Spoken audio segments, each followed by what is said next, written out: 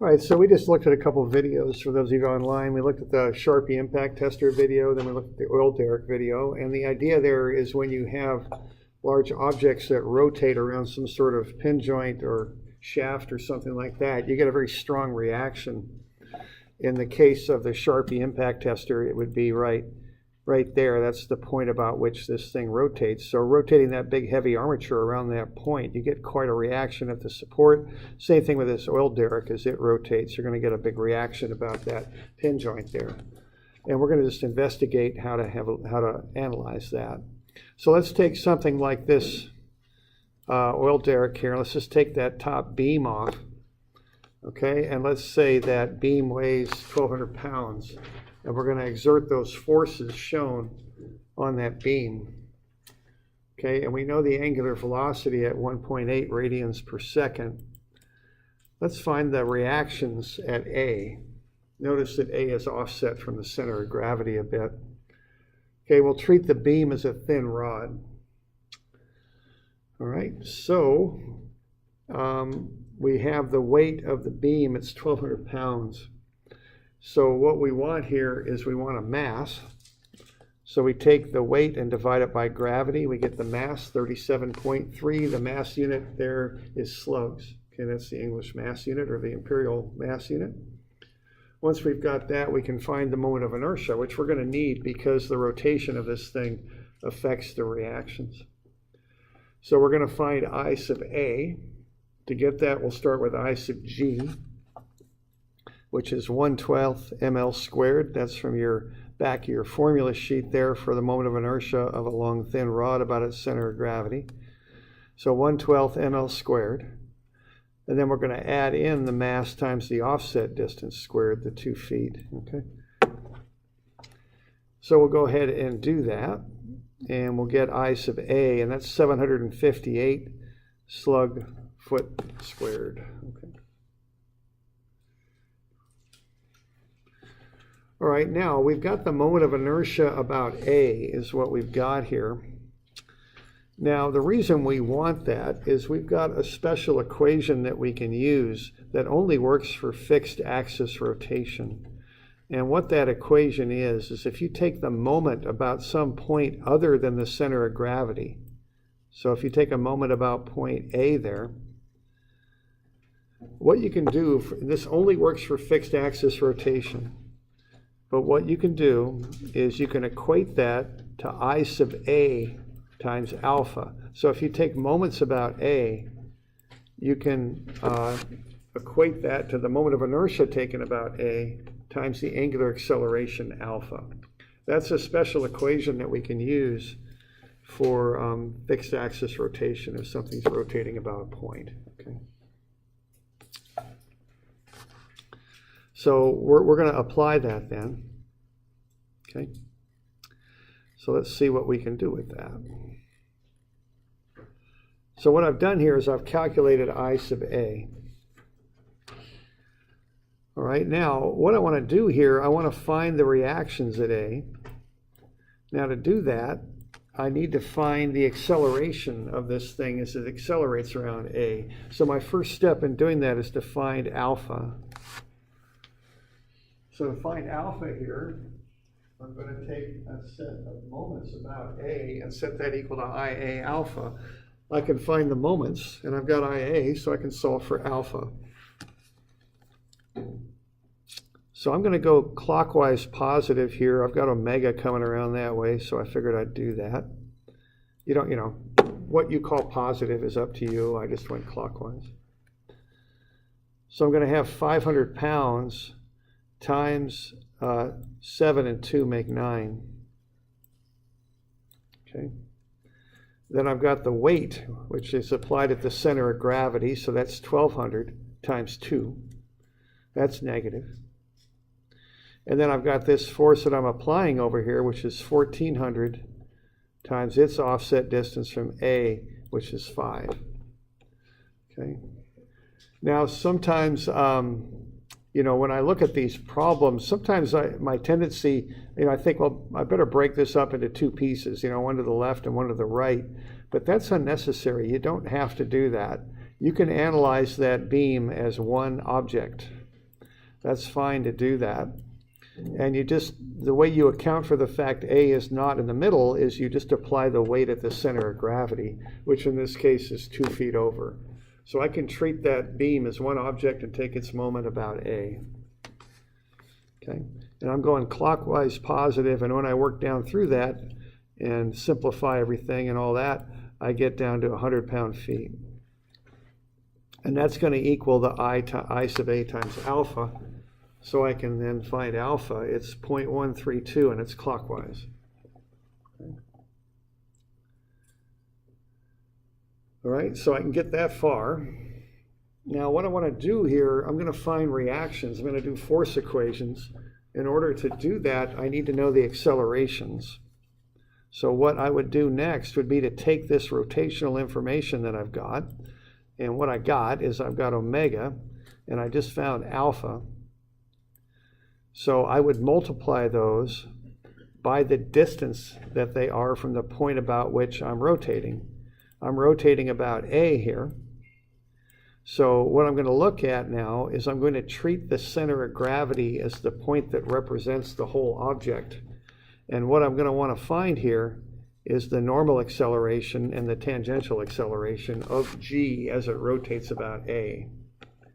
So here's another little concept on this stuff is you put these accelerations at the center of gravity. That's where you apply them, okay? So I'm going to find AGT and AGN, which is the acceleration of the center of gravity. All right, so what I've got is I've got AGT is alpha times R. I've found alpha already. I multiply it by R. Now what R is the distance that I am from the center of gravity. It's 2 feet. Okay. And then I've got omega squared R for the normal. So I take omega, the 1.8 that I'm given, square it and multiply it by the 2 feet again, and I'll get the normal. Okay. Yeah, a question there? How did you get the IA? The IA, I found that a little earlier. I did the 1/12 ml squared plus the md squared. That's where that comes from. And it's the moment of inertia about A. That's why I'm using that transfer axis term bit. Okay. Right. Yeah. Okay. Now, how about, so we got that normal and tangential acceleration of the center of gravity. Why don't you put that on the sketch? Which way are those things acting, given what we've just found here?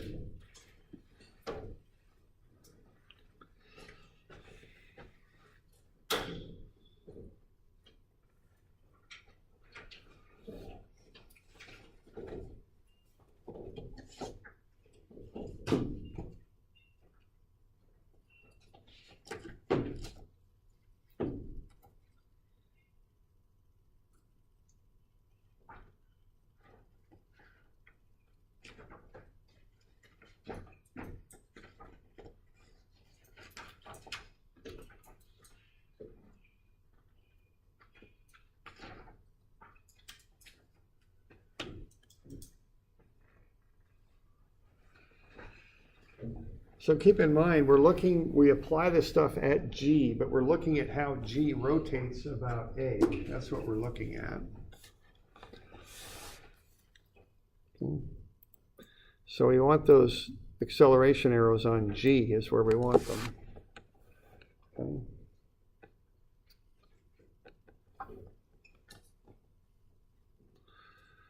All right. So which way is the normal act? Yeah, towards A. How about the tangential? Which way is that going? Alpha is this way. I kind of did this on purpose. Yeah, it's going to go up. And that's you know, I kind of set it up that way just because I want to point that out. You know, the normal thing to think is it's down because, you know, the weight's going down and all that. But alpha is clockwise. And that's on account of we got this big force over here. That's what's making that happen. So if alpha is going clockwise, the tangential is up. Okay, so just watch that a little bit. You know, keep an eye on alpha and which way it's going. Okay. All right, then we can get a little free body diagram going there. So we're using the rotational stuff to get the free body diagram. We're looking at how G accelerates around A. Okay, and then once we got that, I just went ahead and set to find the reactions, just like doing statics again, sum of F and sum of Y. But again, they're not zero anymore, they're MA. So I'm going to have sum of Fx as MAGX and sum of Fy as MAGY. So RAX is the only X force. And that's to the right, I'm assuming, and that's going to equal the mass, which is 37.3 slugs times that normal acceleration. So that'll be 242. So the way I think about this is as G rotates, A's got to pull it to the right, because that normal acceleration goes to the right, A is pulling it to the right. Okay. And then the RAY stuff's a little bit trickier. Like what you'd have with statics, you got RAY up, you got the weight and the 500 down and the 1400 down too. They're all negatives.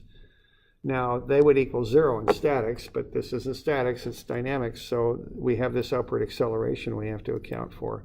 So that'll be the mass of the entire beam times that upward acceleration of the center of gravity, because the center of gravity is the reference point for the object. Okay. So that'll represent, that's kind of like the whole mass can be thought of as being concentrated there with our analysis. So we can get that worked out, and that's 10 slug foot per second squared, which is a pound. So that adds just a little bit to that static reaction. It's not 3,100 pounds like it would be in statics. It's 3,110 because it's accelerating up.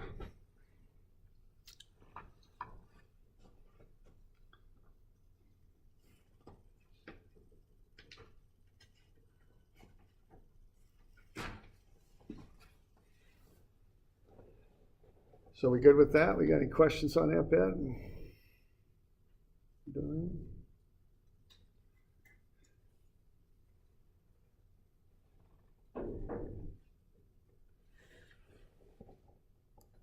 Okay. So that has a few steps in it.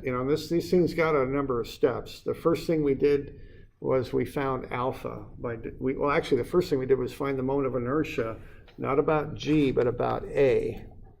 Okay, that was step number one, because the thing's rotating about A. So you want to find the moment of inertia about A.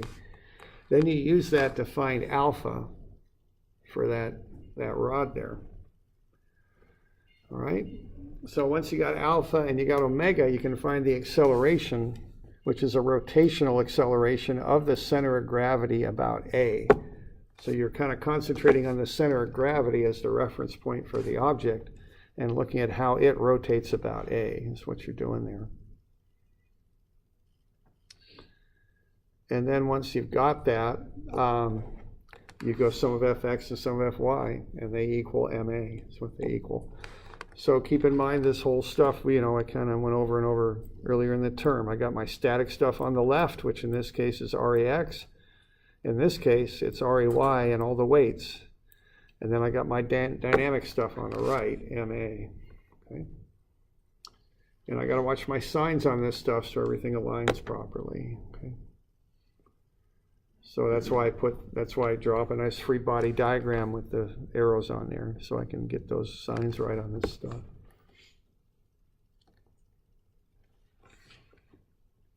Okay. Questions there? We doing all right?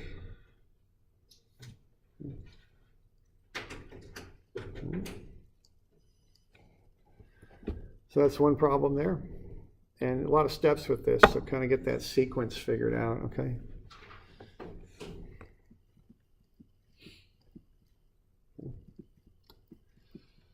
So let's look at another one here. So let's say we've got a pulley, and we're going to lift a weight with it.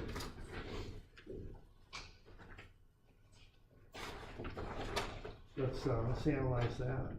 So this is 740. So we have a motor or something that's turning that pulley like what you'd see here, and we're going to lift the weight. Now let's figure out the speed of the block. So we got to find the acceleration of the block is what we're going to want to do here. Now this is going to get a little tricky because that moment, if you remember in the class so far, it's typical before you get to this point to say that the pulleys are small and weightless, or wheels are small and weightless, and that kind of stuff. The reason is to avoid what we're going to do right now. We're going to do a little bit more advanced stuff here. Okay, so in the simpler forms of dynamics, you kind of assume the pulleys and the things that are rotating are small and that they have no mass and no weight. But now we're going to consider it because we're putting this moment in here, and it's going to do two things. See, that moment has to spin the pulley and lift the weight. So that moment essentially is going to get split between doing those two things.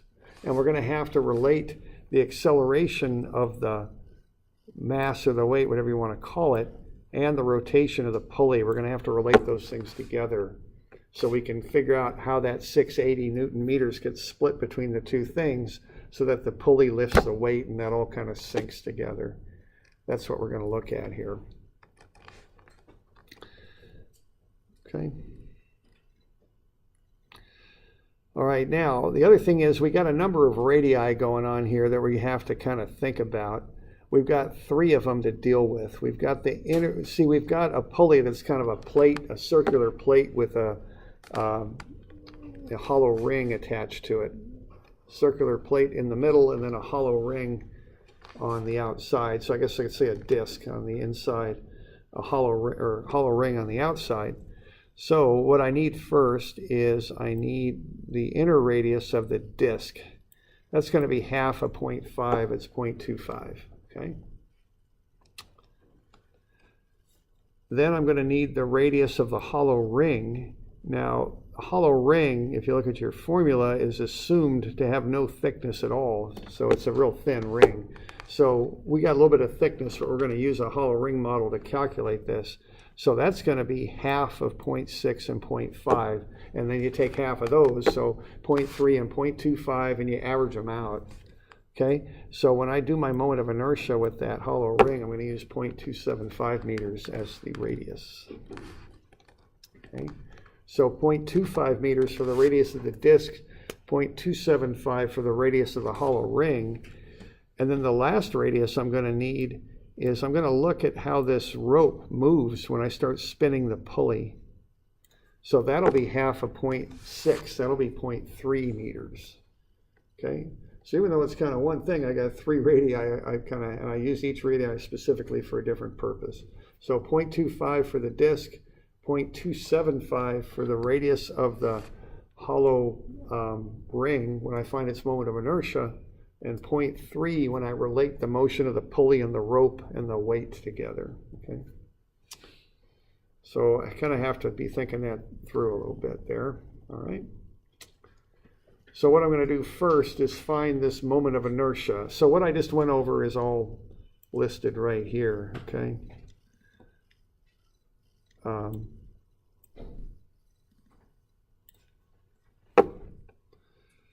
right, so I've got those the calculations there on the disc, half of 0.5, and the hollow ring, taking half of the 0.55.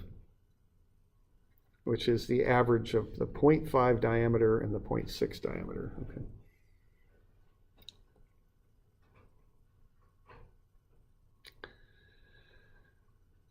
All right, so. Yeah,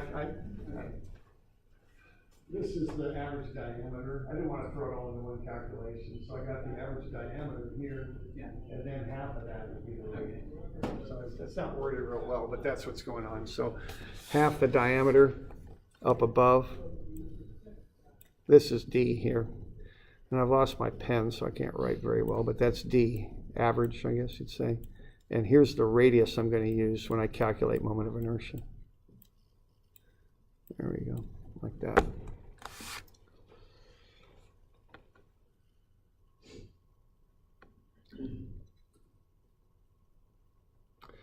All right, so to find the moment of inertia then, I use the disk formula using the z-axis, which is normal to the flat circle in the disk. It's 1/2 mr squared. R is that inner radius, the 0.25. And then to that, I'm going to put a hollow ring around the edge of that, and that'll be mr squared. R, on this case, is the radius to the middle of the ring, which, as we just went over, is 0.275. So these R's are slightly different, okay? One for the disk, one for the ring. Calculate that all up, and I get 1.74 kilogram meters squared for the moment of inertia. Yeah, question there? How do you decide which IG to use? Like, how did you decide to use the... Sure, okay. So the question is, how do I know which IG formula to use? Okay. The thing on this is the moment of inertia, you find it because you're analyzing rotation. Okay. So what we have right now is a disk. And if you look at the axis about which this disk rotates, it comes out of the page kind of like that. So I'm kind of making a 3D sketch there. So that's the axis I'm going to calculate the moment of inertia about to analyze the rotation of the disk. So this axis, which is normal to the flat circle, is represented on our sketch by this axis. And they're called out by X, Y, Z. So that's IGZ I want for that. And that's the 1/2 mr squared. Good? Okay, and that's on the back of the formula sheet. And it's the same thing with the ring. Okay, so that's important, because there is a tendency to say, oh, this is an x-axis, so I'll use this axis. But no, that's not the one to use. You got to look at kind of how things are configured. Not which way they point on the paper, but how they're configured, maybe. Okay. All right.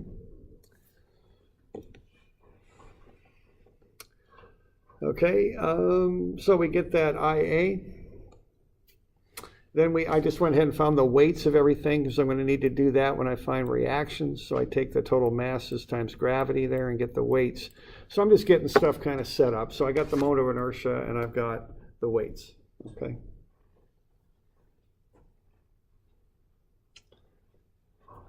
So got any questions on that bit?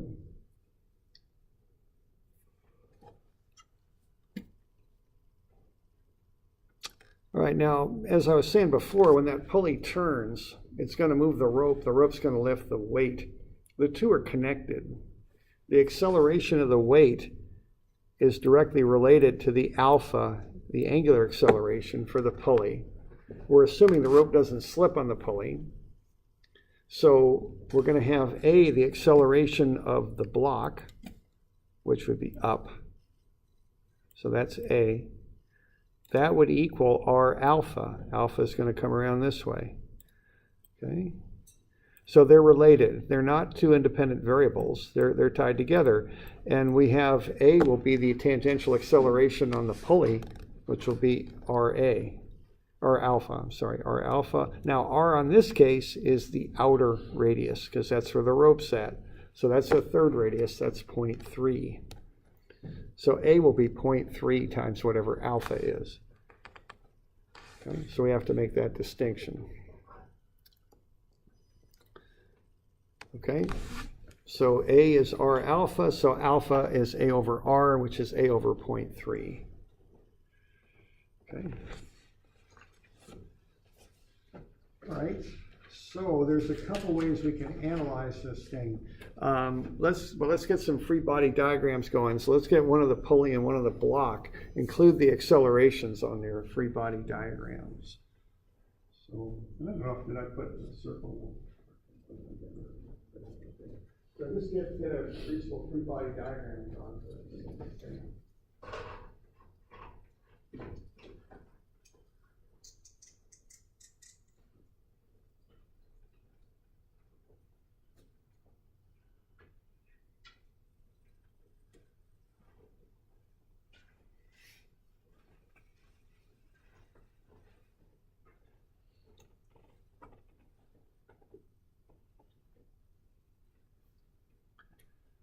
So free body diagrams, we want forces and accelerations.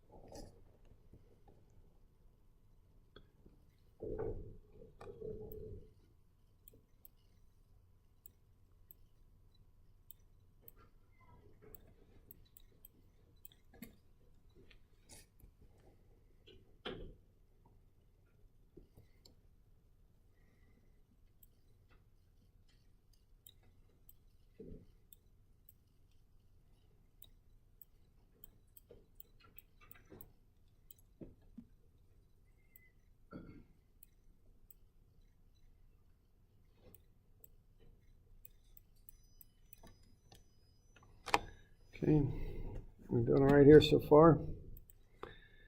We're going to have the acceleration, right? And we're going to have alpha. And I didn't get that. Yeah, why don't we do it this way? I can only write so well with a mouse. Yeah, actually, I appreciate it. But no, it's not it's software. It's not the pen's working, but I appreciate it.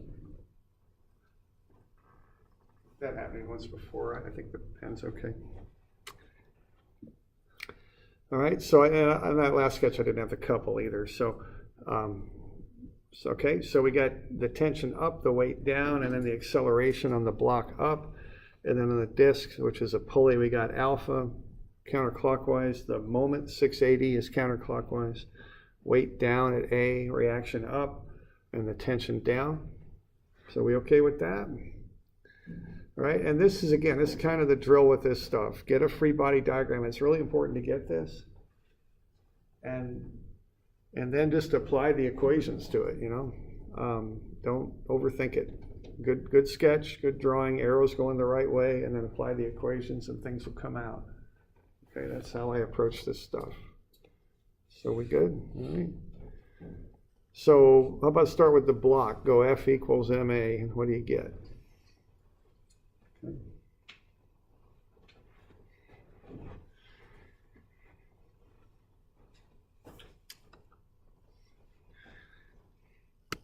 Oh, got my pen back, so there we go.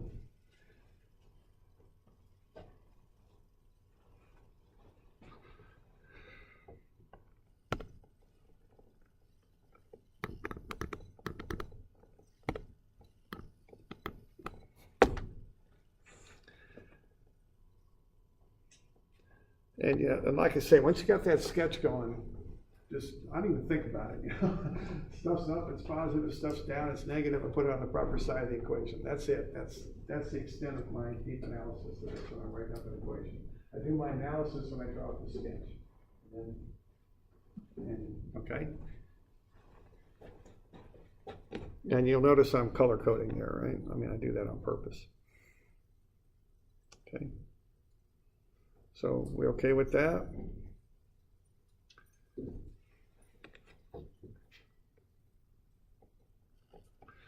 So what? Tension, whoops, guess I'm not color coding anymore.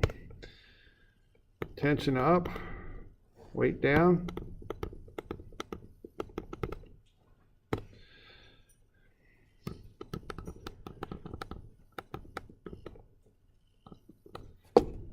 Just like that. That's all there is to it. Y'all okay with that? You good? And again, I'm not, very honestly, I'm not even thinking right now. I'm just looking at that and I've got stuff. T's up, so it's positive. The weight's down. That goes on the left. The mass acceleration is up. That goes on the right. And that's the extent of my thinking on that. That's it. Okay. Okay. Questions on that? What I'm doing there? Okay.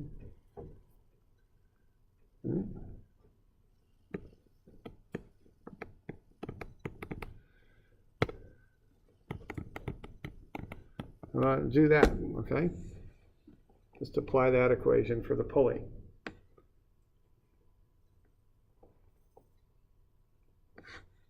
And again, don't need to think about it too much. Do a moment equation, just like you did in statics. You got a couple on there. You might remember couples, you know how to handle those, just add it in. Just apply it.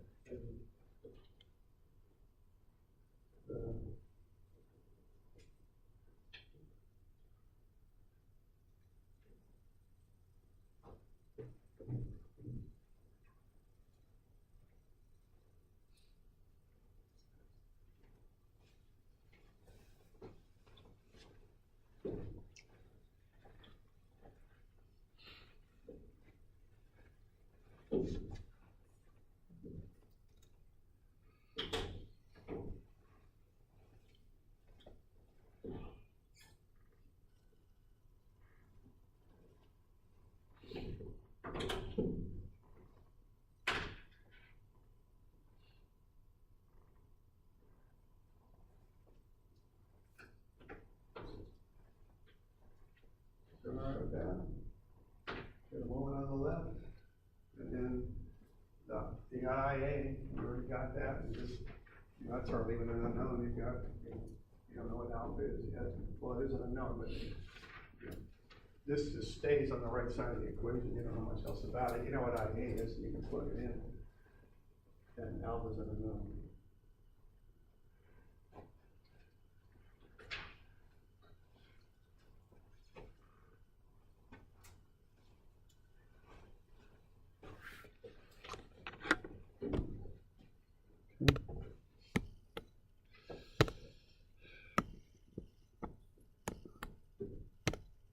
So we're doing all right with that. We got what we got? Oh darn that thing. Let's see. I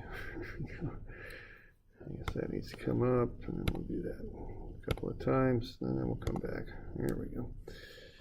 Hold that up. All right, so what do we got? We got 680. I'm going to call counterclockwise positive here. And then, but I got to watch out for that, okay? So that's minus 0.3 times t. And that's what causes a moment about A. And then that just equals my I sub A, which I calculated already. Of course, I don't remember what it is, but I calculated it. 1.74. So that's just 1.74 alpha, see? Yeah, absolutely. Yeah, that's the next thing you want to do. Because see, if you start counting unknowns here, tension is an unknown, and A is an unknown, and alpha. I don't want that to be two unknowns. I want it to be one. So the next little bit here is to do the substitution. Okay. So that'll be 1.74 times whatever alpha is, and alpha is A over 0.3.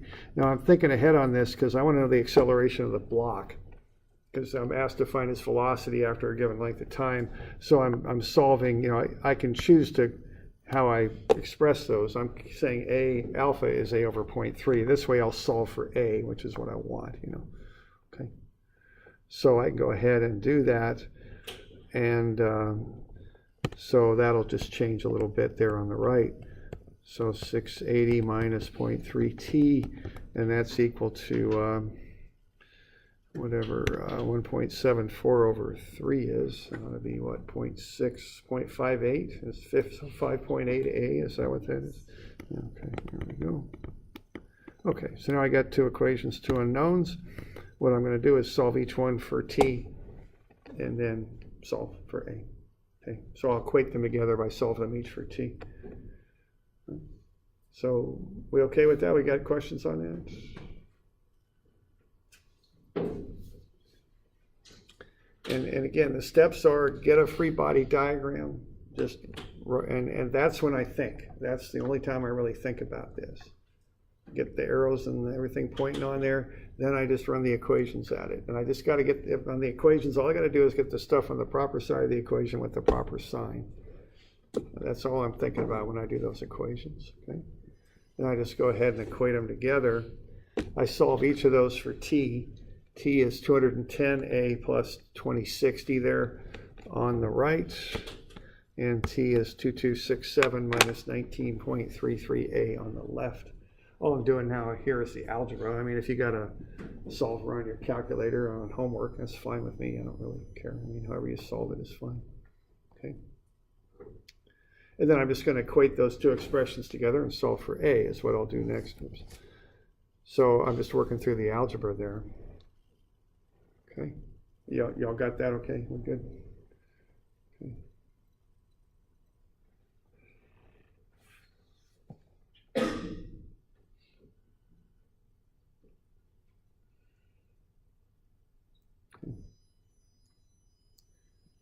And then I just equate the two together.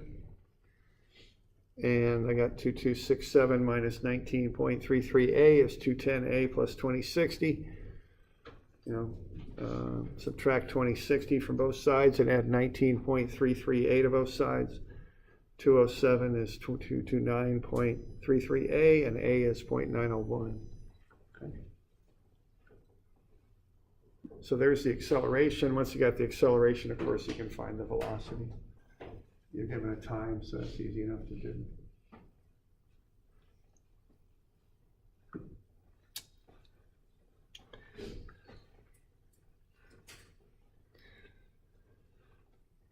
All right, so this is kind of the more advanced dynamics. This is like if you're a mechanical engineer, you'll have a second dynamics class and you'll work with this more, you know.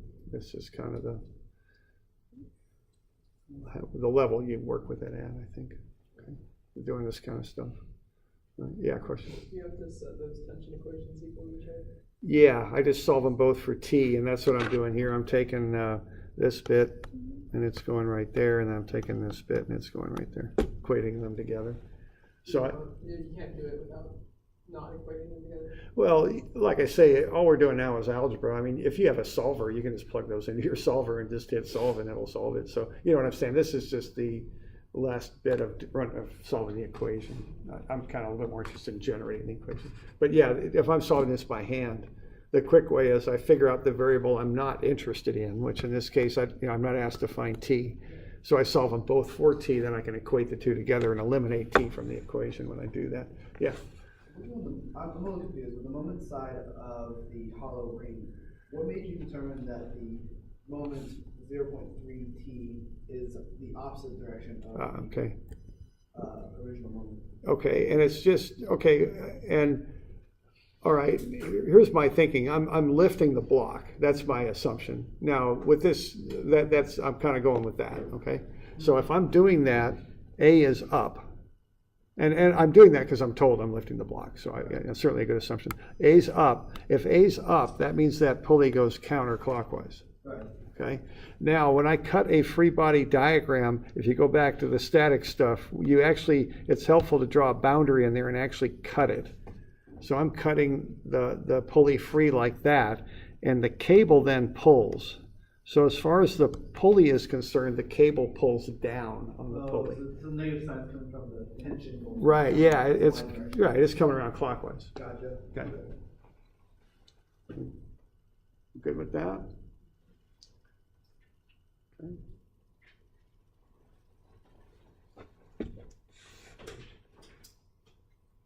All right. So we good? Now, this involves two equations and two unknowns. There's another way to do this. All right, I'm going to show you another way. I like to start with this way because this is the most theoretically kind of fundamental. You know, this is you're applying F equals ma, and you're applying m equals I alpha, and and you're directly applying the stuff we've been going over. There's another way to do this that avoids the two equations and two unknowns thing. And we'll see this when we do the general plane motion too, is there's a couple ways you can solve this stuff out. Okay, so another way you can do this is apply this inertial moment equation. And this is what we were doing when we were analyzing tipping. We were using, if I can get there, where to go? Here we go. This equation, we can apply that, okay?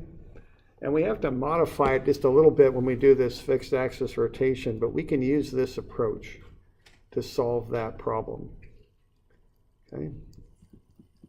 So here's method number 2 to find the acceleration. And this is one of those you can do it either way thing, whichever way you're comfortable with you can do.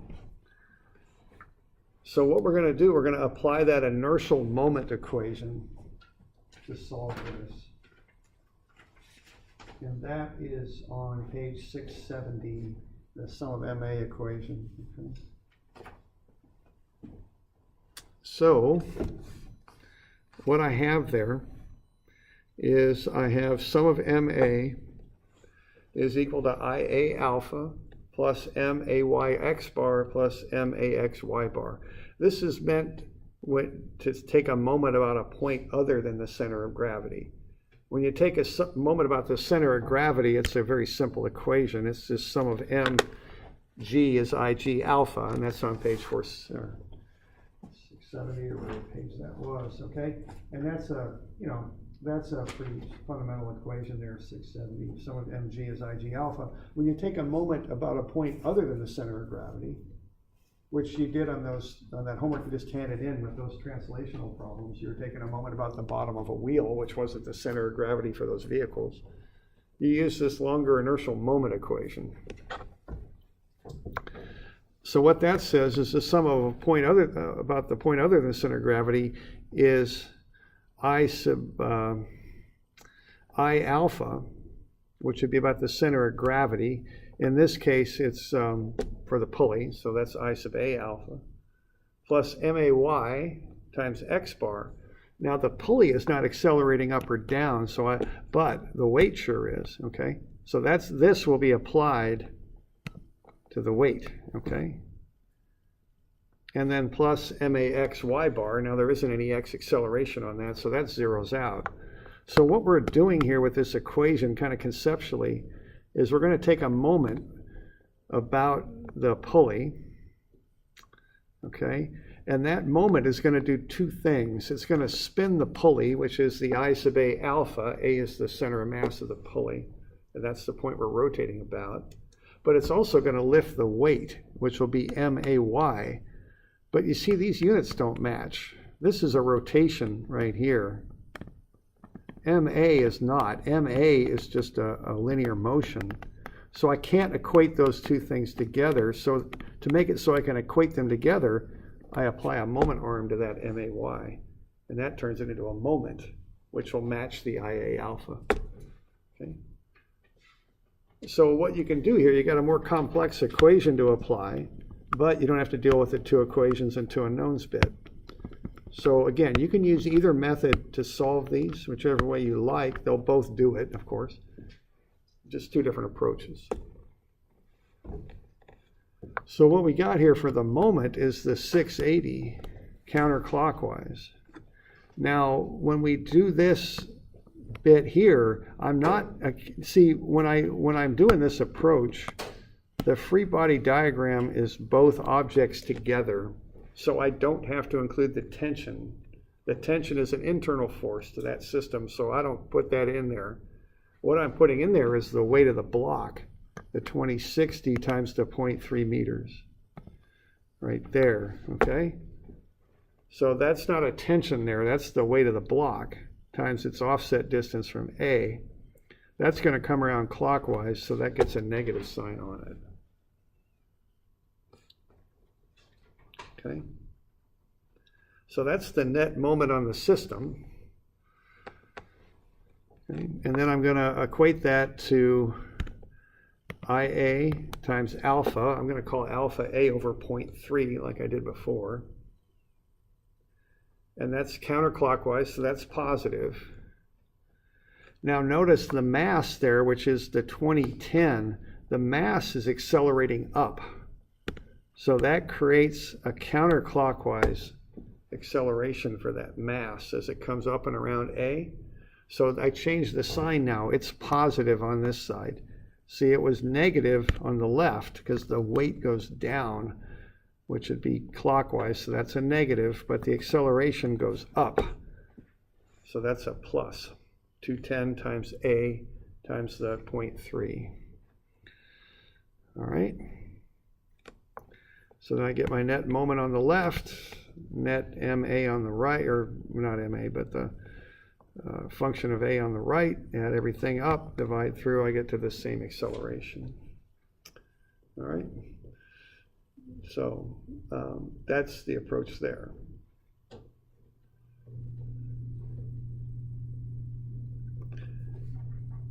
So this approach, more complicated equation, but a quicker, easier algebraic solution.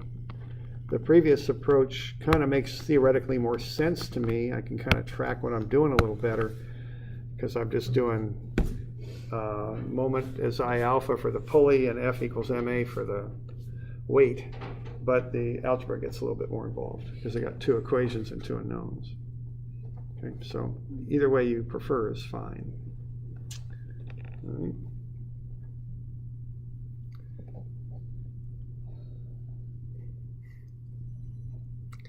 All right, we good with that?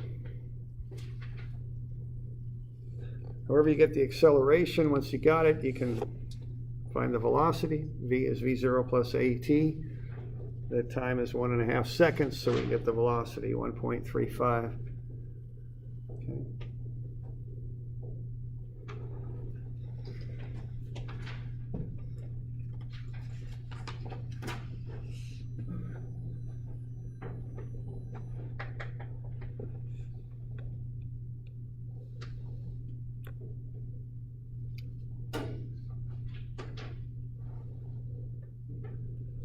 All right, now we also want to find the reaction at the pin there.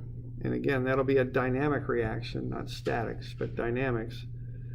So I think I was asking you to do that. I can't remember. I think I did. Did I? Yeah, I did. Okay.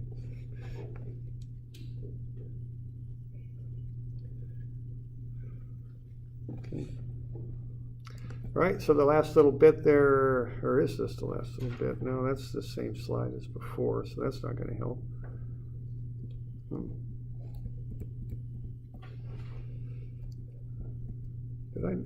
Well, anyway, why don't we find the reaction at A just because it's so much fun, so let's go ahead and do that. So if we want to find the reaction at A, I don't know if I asked to do it on the problem statement or not, but let's go ahead and do it. We'll go sum of Fy is MAY. Okay, that's how you do it. So what do we got? We got RAY up minus the two weights, the 294.3 and the 2060. And then we're going to equate that to the acceleration. Now, alpha doesn't affect this because the pulley is just spinning about its own center of gravity, so there's no net up or down acceleration of the pulley. It's just spinning about A, because A is the center of gravity. But the weight, of course, is accelerating up. So that will be, whatever that mass is, 210 kilograms.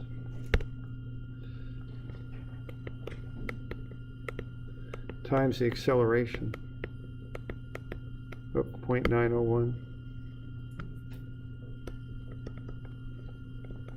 meters per second squared. There we go. So you're just going to add a little bit of extra force on that pin because you're pulling that mass up is what you're doing. So that's going to add to the reaction there at the pin.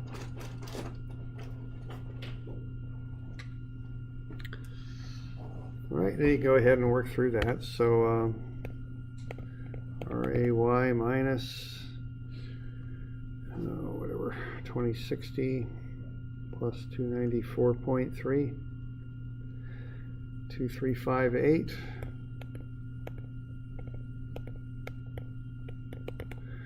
And that's going to equal this MA stuff here. And again, we're watching our signs kind of carefully there. That's positive because it's accelerating up. It's 189.2. Does that make sense? I think it does. So we can add all that stuff up, the 189, and then bring the 2358 to 547. So there's RAY.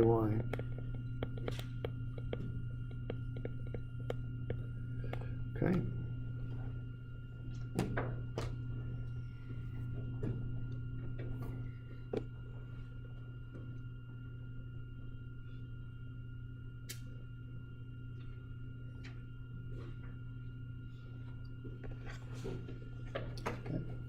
So there you go. So there's some rotational problems. Now I'll give you some of these to be working on for Monday. We'll cover them Friday. Now these are going to take a little time. You know, these things are, you know, obviously they're a little tricky. So, you know, budget a little time for these. And so 342. I got 3 of them. So 342. 344 and 345, so those are due Monday. And I think that's the 3rd of June, if I'm not mistaken. I'm not 100% on that, but yeah, I think that's June 3rd. Okay, and we'll cover those Friday.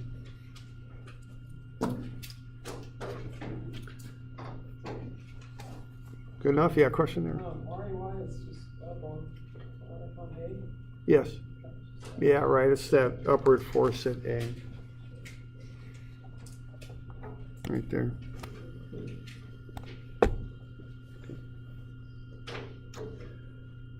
Other questions? Good to go? Okay. All right.